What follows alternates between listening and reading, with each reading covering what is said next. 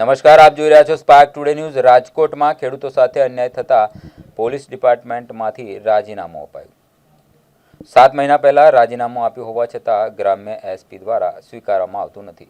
સાગરભાઈ હંસરાજભાઈ ઝાપડિયાએ રાજીનામું આપ્યું અને ન સ્વીકારાતા અનેક જગ્યાએ રજૂઆત કરી છે। રેન્જ આઈજી, ડીજીપી તેમજ ગૃહ વિભાગને રજૂઆત કરવા છતાં ન્યાય મળી રહ્યો નથી।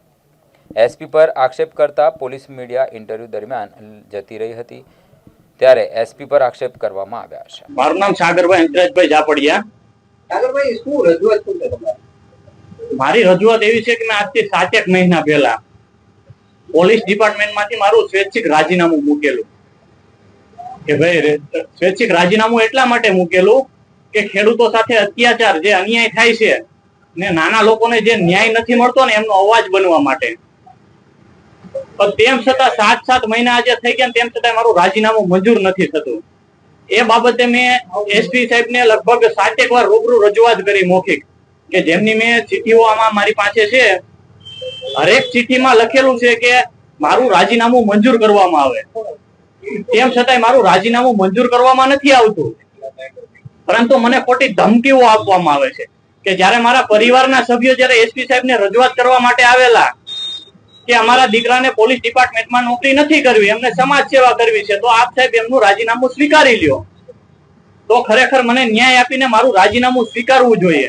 તો મને ન્યાય આપવાને બદલે એસપી સાહેબ દ્વારા મને એવું કહેવામાં આવ્યું, મારા પરિવારને એવું કહેવામાં આવ્યું કે તમારા દીકરાને કયો ચૂપચાપ નોકરી કરે, જો નોકરી નહીં કરે ને ચૂપચાપ તો એમને ખોટા કેસ કરી અને લોકઅપમાં બેસાડી દેશું, એમની જિંદગી બરબાદ કરી નાખશું, એમનું કરિયર જ્યાં ચાલુ નહીં છે ને એ પેલા પૂરું કરી દેશું। હવે વિચાર કરો, જે રક્ષક છે, જે ખાખી પહેરે છે અને ખાખી જો હણશે તો આમ જનતાનું શું થશે? રાજીનામું આપવા પાછળનું કારણ શું?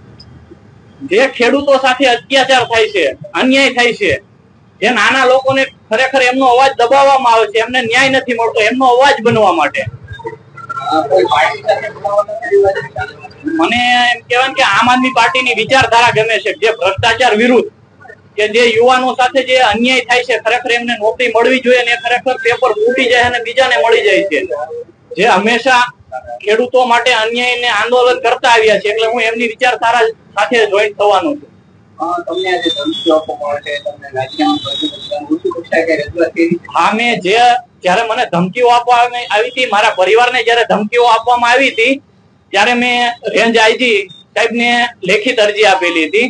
એમના 1 મહિના સુધી કોઈ પણ ન્યાય મને ના મળ્યો, એટલે મેં પોલીસ વિભાગના ડીજીપી સાહેબને લેખિતમાં અરજી આપી કે ખરેખર મારી સાથે આવો અન્યાય થાય છે, અત્યાચાર થાય છે, મને સતત માનસિક ટોર્ચર કરવામાં આવે છે, કે એમ કહેવાય ને કે જ્યાં સુધી ખોટી રીતે 100 કિલોમીટર બદલી કરવામાં આવે છે કોઈ પણ કારણોસર 6 મહિનામાં।